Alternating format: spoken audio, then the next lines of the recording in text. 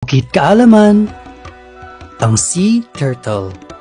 Ang mga sea turtles o kilala rin sa lokal na tawag nito na mga pawikan ay may 7 uri sa buong mundo. 6 sa mga uri nito ay matatagpuan sa Timog Silangang Asya. 5 sa mga ito ay matatagpuan sa Pilipinas na kinabibilangan ng green turtle, hawksbill, olive ridley, leatherback at loggerhead turtle. Lahat ng marine turtles sa Pilipinas ay tinuturing na nanganganib, maliban sa hawksbill turtle na nasa critically endangered.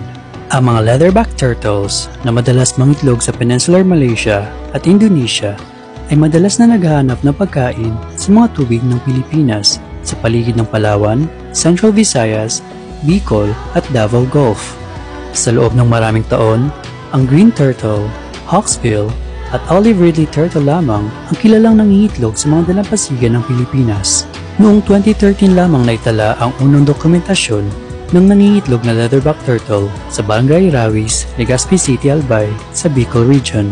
Ang mga loggerhead turtles na nangingitlog sa Japan ay pumupunta sa Pilipinas para maghanap ng pagkain sa mga karagatan ng Basilan at Bicol Region. Wala pang naitalang nangingitlog sa bansa. Ang mga sea turtles ay mga air-breathing reptiles na inilalaan ang karamihan ng kanilang oras sa dagat. Naiiba sila sa mga pagong sa lupa o mga pagong sa tubig tabang dahil sa pagkakaroon ng mahabang flipper para sa paglangoy sa halip ng mga binti o web claws. Ang mga sea turtles ay kayang manatiling nakalubog ng hanggang 5 oras na may naiimbak na oxygen sa kanilang dugo. Ang mga green turtles, kasama ang mga dugong, ang tanging large vertebrates na umaasa sa seagrass at algae.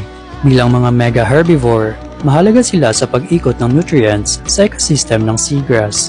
Ang mga banta, maging gawa man ng tao o hindi, ay may epekto sa mga sea turtles sa lahat ng yugto ng buhay nila. Mga pagkamatay dulot ng natural na sanhi, o mga pagbabago sa kapaligiran dulot ng pagbabago ng klima. Pero posible ang pagbabawas o kahit na pag-aalis ng mga banta na dulot ng tao. Ang pag-aani ng mga itlog, batang pagong, at mga adult ay may malaking kontribusyon sa pagbagsak ng populasyon ng mga sea turtles sa Pilipinas. Nakakalungkot mang isipin na ang mga adult at batang pagong ay kinukuha para sa kanilang karne at ang kanilang shell para sa dekorasyon. Malaki ang nakadepende sa temperatura, ang pagtukoy ng kasarian at tagumpay ng pag-hatch sa mga sea turtles. Ang mga modelo ng projection ay nagmumungkahi ng ganap na feminization ng mga hatchling output sa taong 2070 sa ilalim ng isang matinding senaryo ng pagbabago ng klima. Ang sea turtle. Bukid kaalaman.